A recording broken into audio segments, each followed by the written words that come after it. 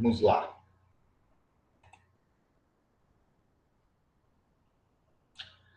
Muito bem, então, pessoal. Boa noite mais uma vez. Hoje nós vamos dedicar esta aula de História do Brasil a dar sequência naquilo que o Gabriel começou, né, a trabalhar com vocês na manhã de hoje, a revisão de História do Brasil. A gente pode dividir o Brasil, né, a história do Brasil, em três períodos principais. O período colonial, que vai, né, da chegada dos europeus, 1500, até a independência, 1822. O período imperial, que é o objeto de estudo desta aula, que vai de 1822, a independência, até 1889, que é a proclamação da República, tá? Então, um período aí de aproximadamente 70 anos, abrangendo aí a parte mais importante, né, do século XIX. A maior parte do século XIX é marcada pela monarquia no Brasil, tá certo? Então, o Brasil foi monárquico durante 70 anos quase aqui, né? Então, a gente vai conhecer um pouquinho desse período imperial. E depois vem a República, que é o objeto da nossa próxima aula de História do Brasil, tá bom? Então, vamos lá. Vamos conhecer um pouquinho do Brasil Império. O que você acha de monarquia? Você curte monarquia? Né? Já vamos despertando polêmica aí. O que vocês acham da monarquia? Olha a bandeira do Brasil no período imperial. O que vocês acham dessa bandeira? Essa era a bandeira da monarquia brasileira, tá certo? Tem vários simbolismos aqui, né? O pé de café, o fumo, a cor dos Habsburgo da Áustria, a cor dos Bragança de Portugal. Muito bem. Vamos lá. Então, aqui nós temos um quadro, né? Pintado por um cara chamado Pedro Américo. E neste quadro, viu, João? É possível observar alguns traços de monarquia na atualidade, né? Negócio de herança para os filhos, e pode tudo, poder moderador. Parece que hoje a gente está vivendo quase que um poder moderador, né? Tem uma pessoa que pode fazer o que quiser, que pinta e borda e tal, e põe os fios tudo, encaminha os fios tudo, hereditário, né? Parece mesmo. É uma monarquia caricaturada, né? Uma monarquia tosca, uma monarquia mórbida, sei lá. O que está acontecendo hoje? É difícil explicar com racionalidade. Mas vamos lá, vamos buscar na história, então, fontes. Vamos buscar na história fundamentos para entender melhor o presente, esse presente tão caótico, né? Esse presente tão doido que nós estamos vivendo. Vamos buscar na história fontes, né? Subsídios para tentar desvendar os mistérios do presente e, quem sabe, até imaginar o que poderá vir no futuro. É isso aí, vamos lá. Aqui a gente tem um quadro que, de certa forma, é simbólico, né, em vários aspectos, e ele mostra uma situação idealizada, por um lado, né? Independência não tem nada a ver com isso. Um monte de gente fazendo uma rodinha para ouvir um cara falar independência ou morte, aí baixa a espada e sai andando um atrás do outro numa fila de cavalo, no meio da fazenda aqui, numa área rural, numa época que não tinha câmera, celular, não tinha nada. Isso aqui é completamente incompatível com a realidade, tá? Isso aqui é uma idealização de um artista que nem estava aqui, que nem viu como é que foi, mas ele foi contratado. Isso aqui é uma encomenda. É uma encomenda da própria monarquia. A própria monarquia, o Dom Pedro II, falou: pinta um quadro aí e tal, enaltecendo meu pai na independência. Então, criou uma idealização. Aqui, veja, uma pessoa pobre aqui, um carroceiro, né, um carreteiro.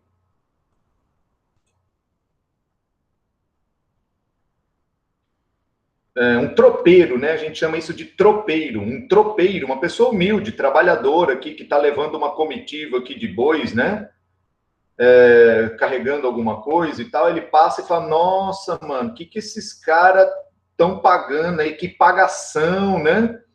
Esses caras estão de brincadeira, né? O que esses caras estão fazendo aí? O cara nem sabe o que está acontecendo. Isso simboliza o quê? Que a população não teve participação na independência. A independência, por um lado, esse quadro é honesto, porque ele mostra o quê? Só o alto escalão dos militares aqui, ao lado de um cara cujo mérito foi ter nascido filho do pai dele. Vocês conhecem alguém cuja a coisa mais importante que fez na vida foi nascer filho do pai dele? Foi ser filho daquele pai? Vocês conhecem alguém? Para citar de exemplo, assim, uma pessoa arrogante, violenta, com uma vida bastante conturbada do ponto de vista moral, cheio de casos extraconjugais e arrogante, autoritário, que a única coisa que ele fez na vida dele para merecer o poder foi ter nascido filho do pai dele, né? Bom, eu nem consigo imaginar, né, uma situação parecida. Você vê como que a história flerta com o presente, né? O passado flerta com o presente, né? Em simbolismos e tal. Pois bem, esse cara, como era filho do Dom João, lidera a independência, e a independência do Brasil, então, começa como? Começa elitista, começa aristocrática, começa sendo feita pelo filho do rei do país que estava dominando o Brasil. Então, quem libertou o Brasil do seu explorador foi o filho do explorador.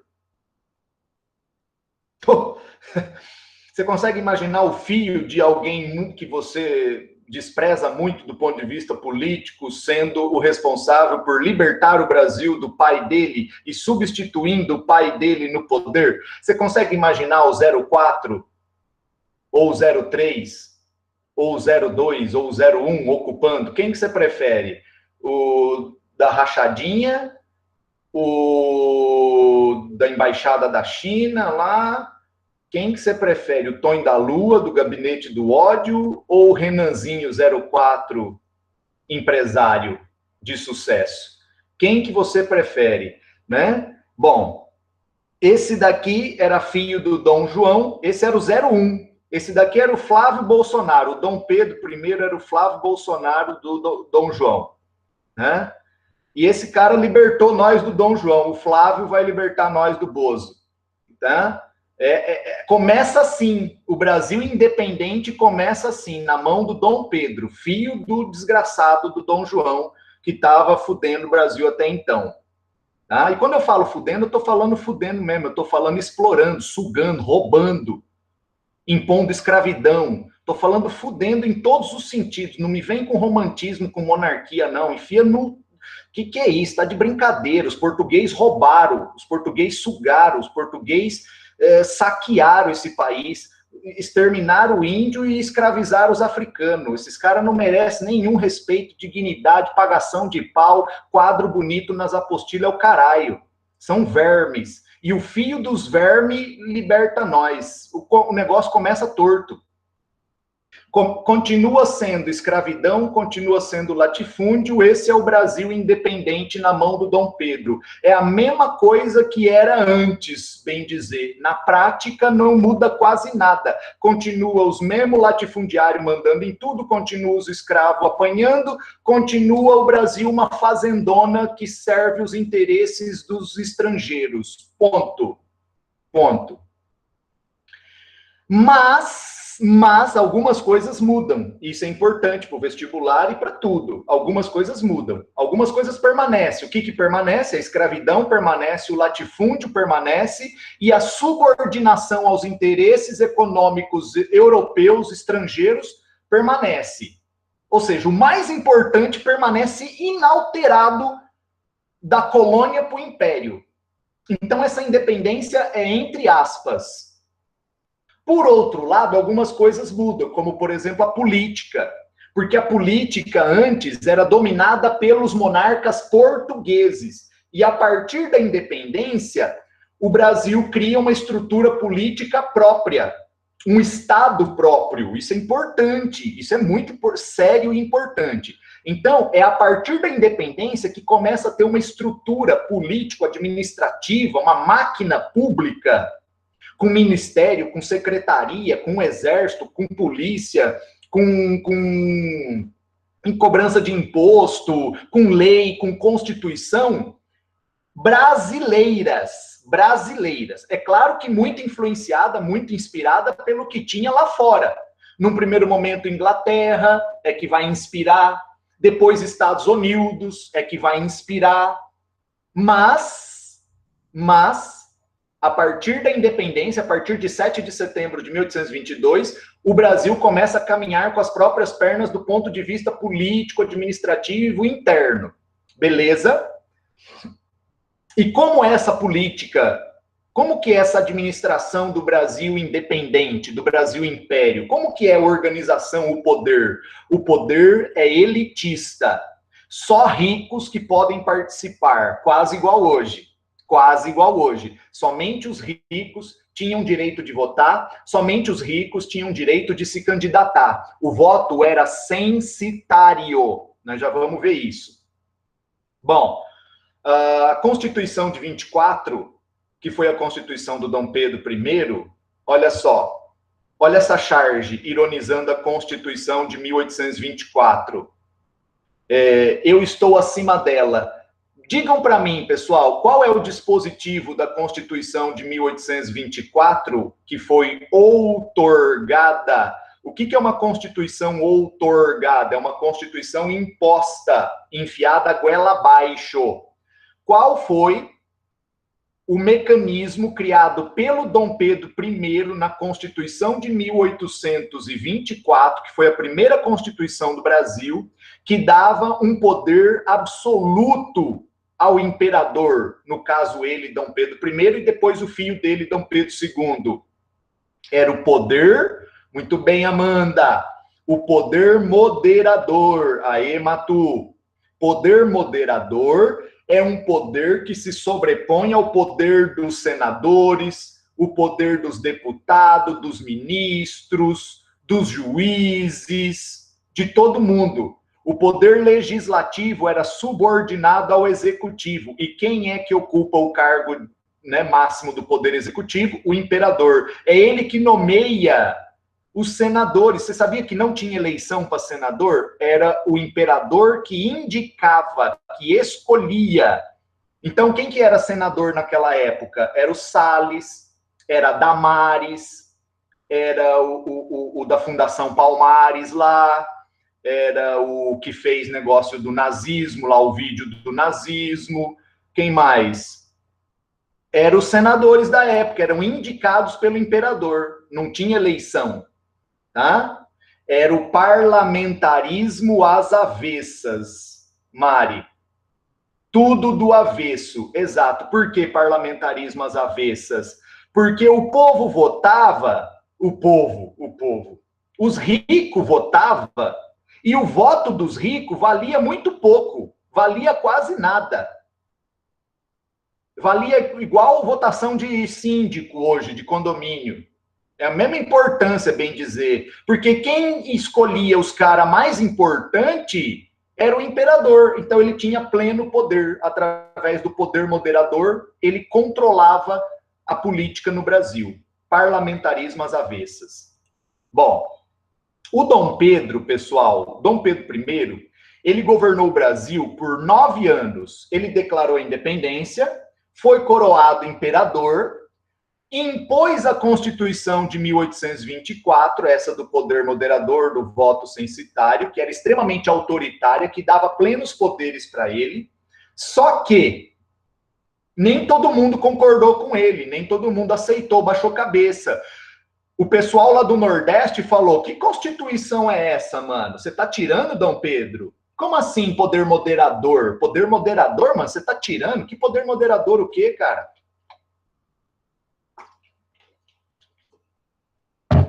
Nós não aceitamos essa Constituição, não.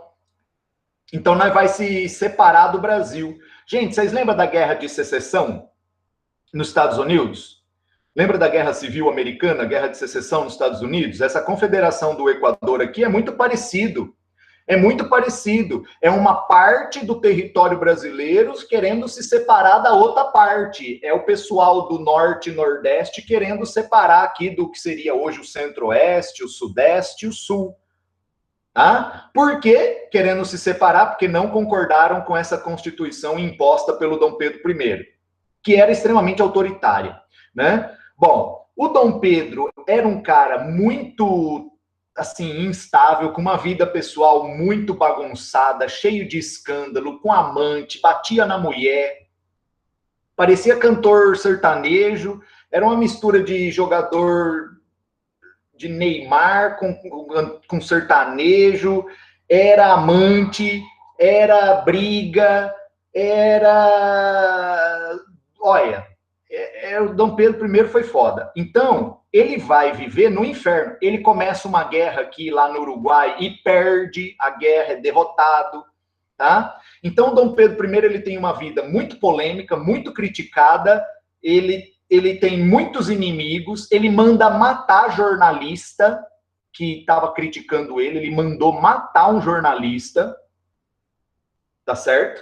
Então, a oposição contra ele cresce muito. E olha que viagem, vocês não esqueçam que ele era português, viu? Ele tinha nascido em Portugal. O imperador brasileiro, o primeiro imperador do Brasil era um gringo.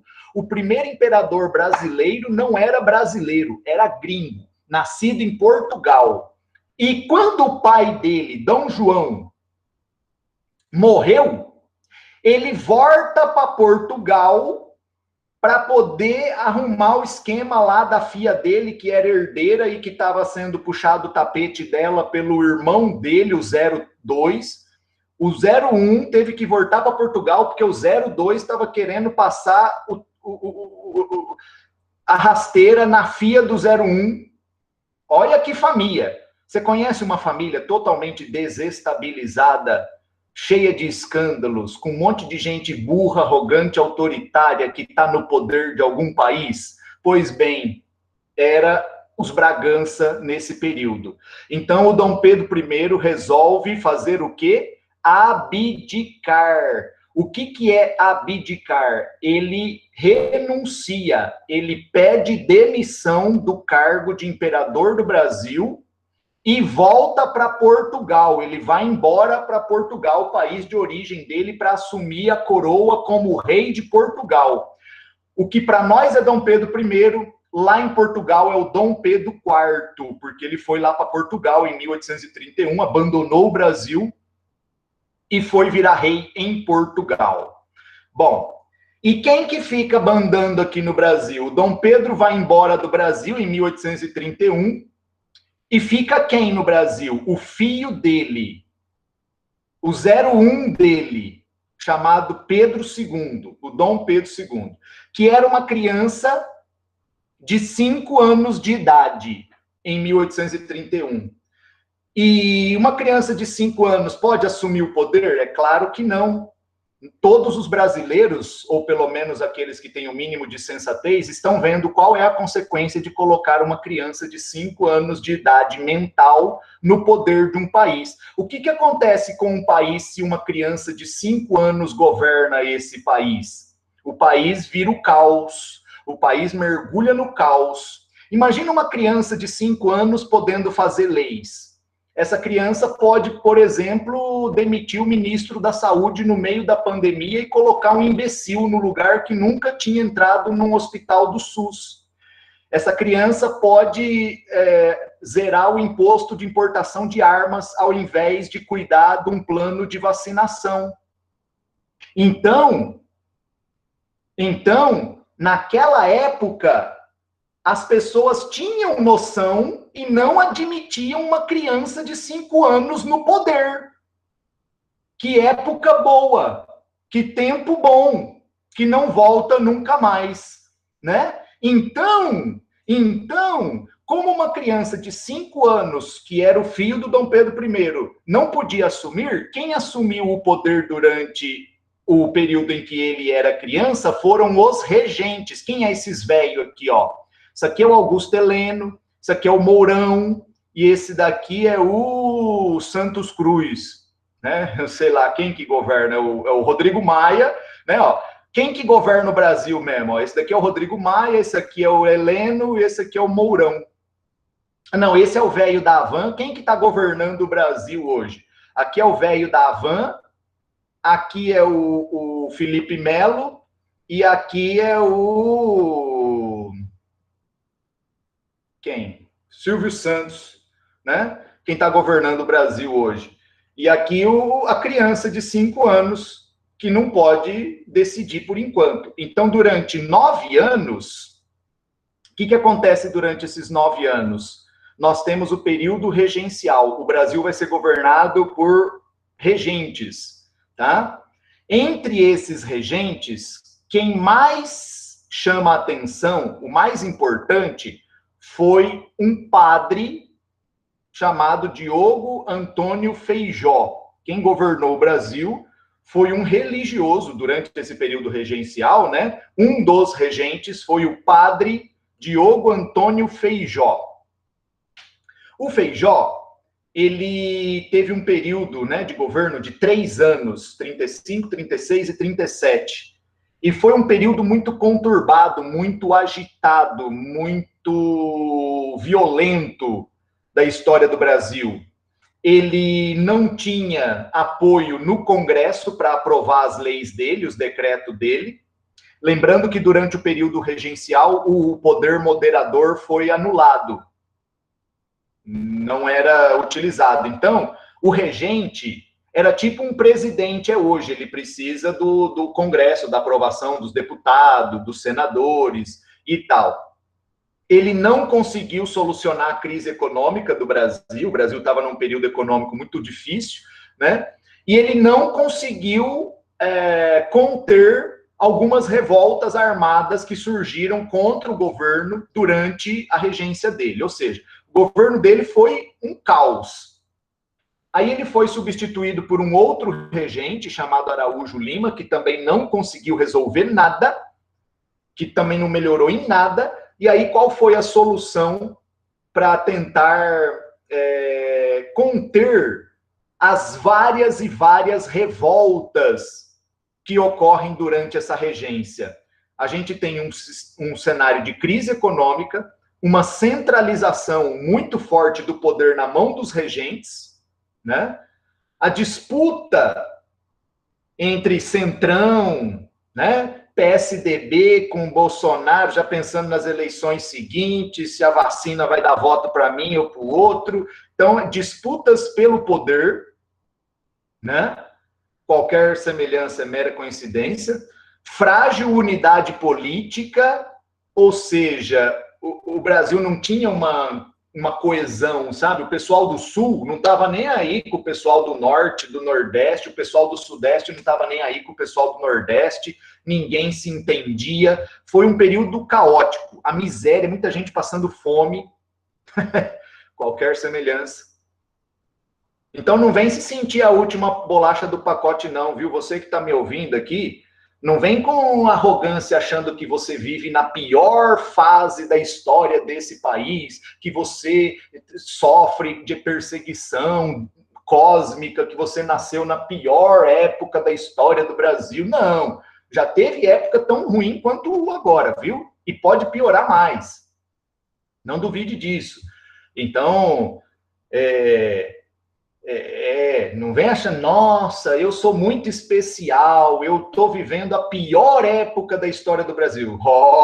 Olha que nós temos vários momentos que concorrem forte, né? É um país pesado esse. Bom, quais são as revoltas regenciais, ou pelo menos a história, né, nos oprime como uma tonelada e tal. Durante o período regencial, várias províncias, que eram tipo os estados de hoje, né, se revoltaram contra o governo dos regentes, contra o governo regencial, que era sediado aqui no Rio de Janeiro, tá? São as chamadas revoltas regenciais. Destas, vale a pena destacar um pouco mais a Guerra Farroupilha, ou Guerra dos Farrapos, ou Revolta Farroupilha, ou simplesmente Farroupilha, que ocorreu entre 35 e 45 lá no sul do Brasil, envolvendo o Rio Grande do Sul e Santa Catarina. Essa foi uma revolta de elite, de ricos, fazendeiros, que não estavam satisfeitos com a política de impostos do governo, não estava contente com os impostos e tal, e acabaram se separando do Brasil. Durante 10 anos, eles foram independentes do Brasil, tá? Eles foram separados do Brasil durante 10 anos. Aí depois teve um acordo, Dom Pedro II fez um acordo com eles e tal, e acabou de forma pacífica. Já os outros episódios, pessoal, a revolta dos malês, que foi uma revolta de pessoas escravizadas, né? Revolta de escravos, a sabinada, a balaiada e principalmente a cabanagem, foram movimentos populares, da população mais pobre, da gente humilde, gente pobre, tá? E esses movimentos foram massacrados, as populações foram exterminadas. Milhares e milhares de pessoas foram mortas pelo governo brasileiro, da regência e do Império, durante essas revoltas regenciais. Aqui no Maranhão foram mais de 20 mil mortos. Perdão, aqui no Pará, na cabanagem, foram mais de 20 mil mortos. Ao lado de Canudos, a cabanagem é um dos episódios mais violentos da história do Brasil, né? Da Guerra do Contestado e tal. Então, a cabanagem foi um episódio realmente muito sangrento aqui no Pará, tá? Bom, qual foi a solução encontrada pela elite, pelos fazendeiros da época, para tentar estabilizar a política no Brasil, para tentar apaziguar, abaixar a poeira? A alternativa foi promover um golpe. Você já ouviu falar em golpe? No Brasil? Quem já ouviu falar em golpe no Brasil? Pois bem. Não parece muito recente, professor. Pois bem. Esse daqui foi um dos vários golpes que já ocorreram na história do Brasil e que você precisa conhecer. O golpe da maioridade foi um golpe planejado pelos políticos do Partido Liberal da época, que era um dos dois partidos, né? Tinha o Partido Liberal e o Partido Conservador. O Partido Liberal bola essa jogada, esse golpe, esse jogo sujo. É jogo sujo. O que é esse golpe? É desrespeitar a Constituição para atender aos seus interesses pontuais, de conveniência daquele momento. E quais eram os interesses da elite? Os interesses da elite era acalmar os ânimos nas províncias, era apaziguar as revoltas, era conter a oposição, o descontentamento que havia no governo regencial. E qual foi a saída? Antecipar a coroação do Dom Pedro II, que tinha apenas 14 anos, sendo que a lei dizia que precisava ter no mínimo 18 anos para ser coroado, que ninguém menor de 18 anos podia assumir o cargo de imperador. Pois bem, eles deram um jeitinho aqui no Brasil e coroaram Dom Pedro com 14 anos. Então, aos 14 anos de idade, um adolescente, o Dom Pedro II foi coroado imperador do Brasil, dando início ao segundo reinado. Olha ele aqui com 14 anos. Ele não era assim, não, viu? Era mais feio, acho. Que o pessoal dá uma melhorada boa, Photoshop, né? Os pintores da época já tinham Photoshop embutido, então os caras dão uma melhorada, né? Mas é difícil esconder a cara de escravocrata, de assassino aqui, de explorador, de forgado, de parasita, de sanguessuga. É tudo que esse cara é, tá? Ou era, tá? Sem pagação de pau, sem rasgação, morfético, verme, sanguessuga. Bom, escravocrata, defensor da escravidão, e ainda tem livro que fala que ele era um abolicionista, sim. Tanto que ele governou o Brasil 49 anos. Por 48 anos ele manteve a escravidão. Olha que abolicionista, hein? O cara governou o país por 49 anos. e a abolição da escravidão ocorreu no último ano de governo dele. E nem foi ele ainda que proclamou a abolição, foi a filha dele, a princesa Isabel.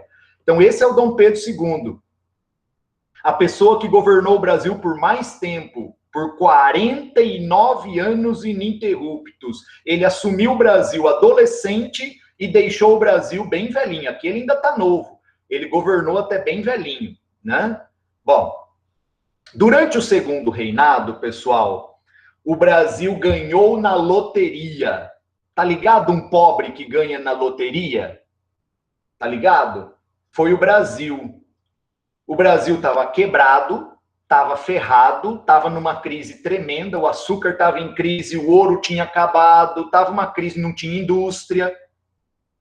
O Brasil estava na miséria, até que explode a lavoura de café no Brasil. Com o negócio da Revolução Industrial, a Europa e os Estados Unidos pira no cafezinho. Tá ligado, né? Quem acorda cedo, quem trabalha de madrugada. Vocês lembram das jornadas de trabalho de 14 horas, de 16? Já estudaram Revolução Industrial? Já ouviram falar que a jornada de trabalho no século XIX era de 14, 16 horas por dia, de segunda a segunda, que não tinha férias, não tinha nada, só tomando 5 litros de café para ficar acordado. Então a galera pira no café. E o Brasil é o grande produtor de café, e o café vale muito dinheiro.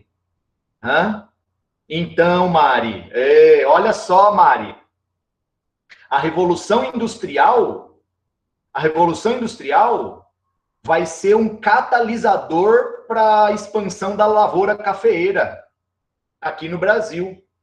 Essa lavoura cafeeira se organiza no latifúndio, ou seja, não são pequenas propriedades que vão plantar café, são grandes propriedades, trabalhadas principalmente no primeiro momento por pessoas escravizadas, tá?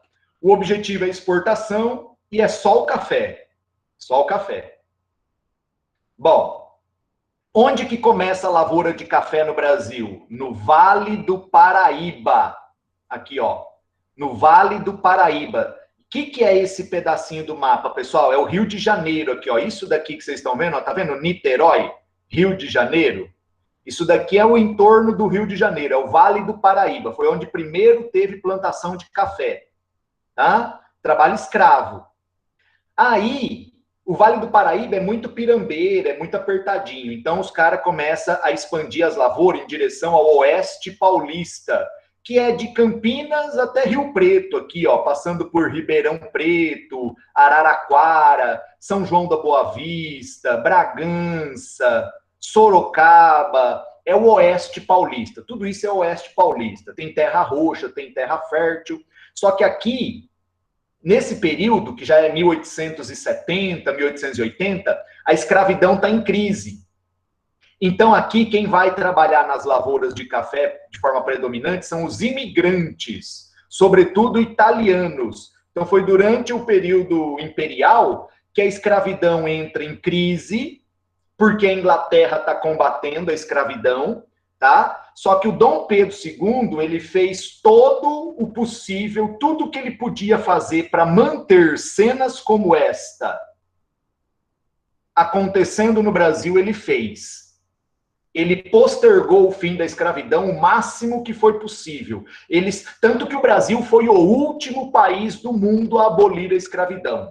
O Brasil foi o último país do mundo importante a abolir a escravidão em larga escala e tal. Isso foi em 1888, com a Lei Áurea, né, oficialmente. Bom, a transição do trabalho escravo para o trabalho assalariado teve como protagonista o imigrante europeu. Japonês também, mas principalmente europeu, né? É o europeu, italiano, espanhol, português que vai trabalhar no Brasil, né? A partir do momento em que fica inviável a permanência da escravidão, tá certo? O café está expandindo, precisa de trabalhadores. A região sul precisa de moradores para ocupar aquela área que era pouco habitada até então. A Europa está numa crise geral, fome, desemprego e tal. E tem o racismo, o racismo muito forte do governo imperial. Dom Pedro II era racista, esses monarquistas aí, racista, tá? Então eles falam que eles vão melhorar o Brasil trazendo o europeu para o europeu diluir a negritude, para o europeu contribuir para o embranquecimento do país, tá? E aí eles vão estimular a vinda de europeus. Racismo. É durante o segundo reinado também que o Brasil se envolve na maior guerra da qual já participou, a Guerra do Paraguai, ou Guerra da Tríplice Aliança. Nessa guerra, que ocorreu aqui entre 1864 e 1870, o Brasil destruiu, exterminou, esmagou o país vizinho. E não era um vizinho qualquer. O Paraguai era um país muito especial, gente. Quando eu falo disso, muita gente duvida. Mas o Paraguai era o país mais avançado da América Latina em termos econômicos. O Paraguai era uma espécie de Suíça latino-americana. O Paraguai não tinha dívida externa, o Paraguai tinha pequenas indústrias, o Paraguai tinha mais estradas de ferro e mais cabo telegráfico do que o Brasil. O Paraguai tinha mais estradas de ferro do que o Brasil nessa época.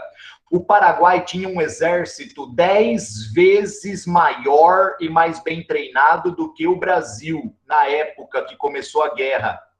O Paraguai era governado por um cara chamado Francisco Solano Lopes. Bom, se você duvida dos números aqui, é isso. Exato, William.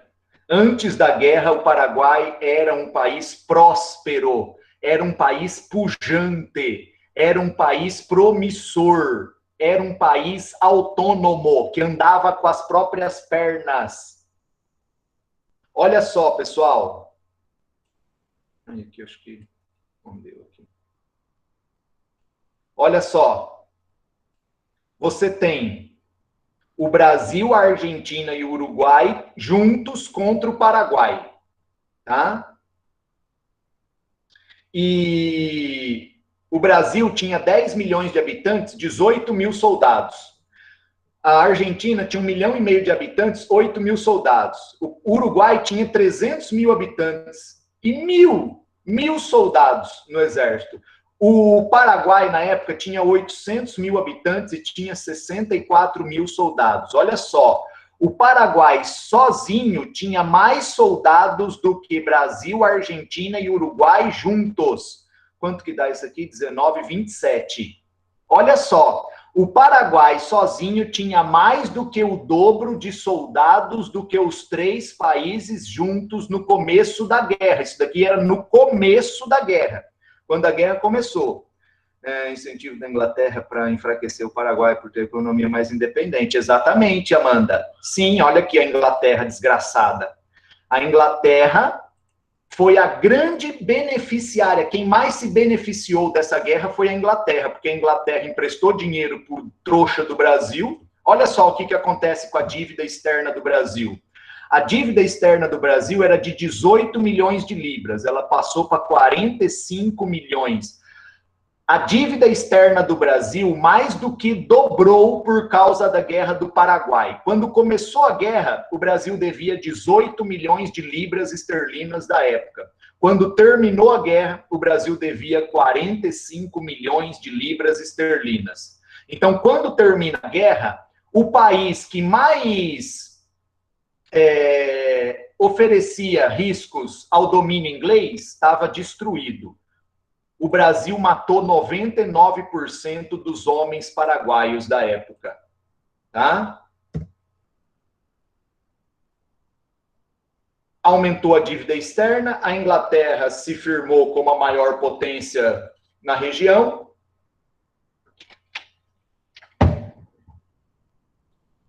O exército se fortalece, ganha prestígio, é claro. Quando é que um exército ganha prestígio, pessoal? Quando tem guerra. A coisa que o general mais quer que aconteça é guerra. Deve ser muito triste ser esses generais aí que estão no Brasil. Você concorda que deve ser muito constrangedor para o Mourão? Deve ser muito constrangedor para esses general aí. Você perguntar, você já participou de uma guerra? Não.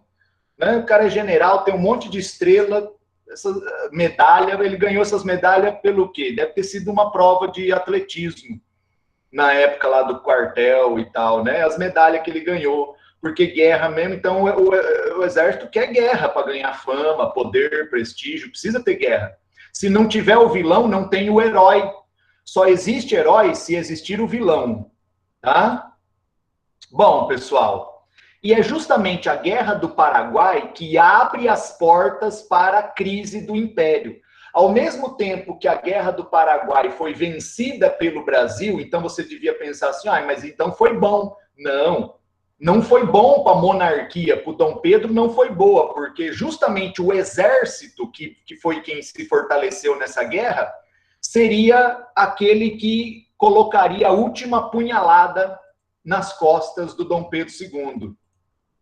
Seria justamente o exército que iria derrubar a monarquia anos depois do fim da guerra. Tá? Quais foram os fatores que contribuíram para a queda da monarquia, o fim da monarquia no Brasil? O primeiro fator foi uma briga que aconteceu entre o Dom Pedro e a Igreja Católica por causa dos maçons. A Igreja Católica estava prejudicando, perseguindo os maçons. O Dom Pedro não concordou e aí teve um atrito entre o Dom Pedro e alguns bispos da Igreja Católica e tal. E o Dom Pedro acabou se afastando da Igreja Católica, perdendo o apoio da Igreja Católica, e isso não é bom. Nós temos exemplos aí de presidente que se elegeu em grande parte graças ao apoio de lideranças religiosas. Então, fica a lição, se você quer chegar ao poder ou quer se manter no poder, seja amiguinho das lideranças religiosas mais influentes, seja amiguinho dos bispos, dos pastores, dos grandes líderes da religião do teu país, porque isso pode te ajudar a ser eleito. Se você quer ser vereador, envolva com religião. Se você quer ser presidente, envolva com religião, porque isso pode ser um trampolim, uma plataforma de ascensão política. E, por outro lado, brigar com os líderes religiosos é muito perigoso. Você pode perder apoio importante e necessário. Fica a lição aí de Maquiavel. O Príncipe. Isso daí está escrito no livro O Príncipe do Maquiavel. Bom, também, ao mesmo tempo, você tem um fortalecimento dos ideais republicanos, você tem cada vez mais pessoas defendendo publicamente a república, né? Quase que aí um pleonasmo. Você tem também a questão da escravidão, que entra em crise, e com a crise da escravidão, aqueles últimos fazendeiros que ainda tinham escravo se volta contra o Dom Pedro II, porque o Dom Pedro II acabou com a escravidão, dando muito prejuízo a esses fazendeiros, que ainda eram leais ao Dom Pedro II, e aí eles se afastam, né, rompem com o Dom Pedro II, e a punhalada final foi dada por um militar. Um golpe militar, gente, olha só. Você sabia que no dia 15 de novembro a gente comemora um golpe militar? Porque a proclamação da República foi um golpe militar. Foi um golpe liderado pelo Exército, mais precisamente pelo chefe do Exército, o Marechal Deodoro da Fonseca. Passa aqui no centro de Rio Preto, no calçadão ali, calçadão da Marechal, né? Famoso calçadão da Marechal. Pois bem, o Marechal Deodoro, ele vai liderar uma espécie de rebelião que derruba a monarquia, que põe fim à monarquia e expulsa o Dom Pedro II e a família real toda do Brasil, e proclama a República. E a partir do dia 15 de novembro de 1889, o Brasil deixa de ser uma monarquia e passa a ser uma república. Tá joia? Eu quero encerrar essa aula sugerindo um vidinho para vocês assistirem. Digite no YouTube Meteoro Brasil Bertrand, Príncipe ou Bobo da Corte. Se você digitar monarquia, também vai aparecer. Meteoro Brasil, Bertrand, Príncipe ou Bobo da Corte. É um episódio do canal Meteoro Brasil, que fala do príncipe. Vocês sabiam que no Brasil tem um príncipe? O príncipe Bertrand. Aqui vai ter algumas coisas sobre ele. Eu indico vocês assistirem. Tá joia? Eu vou enviar o de geografia também, tá bom? Eu vou enviar os 2 de hoje. Aliás, os 3 de hoje, agora no grupo. Tá joia? Beleza. Obrigado por lembrar. E agora, na sequência, eu já mando todos. Falou? Valeu, queridos. Valeu, queridas. Obrigado pela presença, atenção, participação. Tudo de bom. Até a próxima. Um abraço.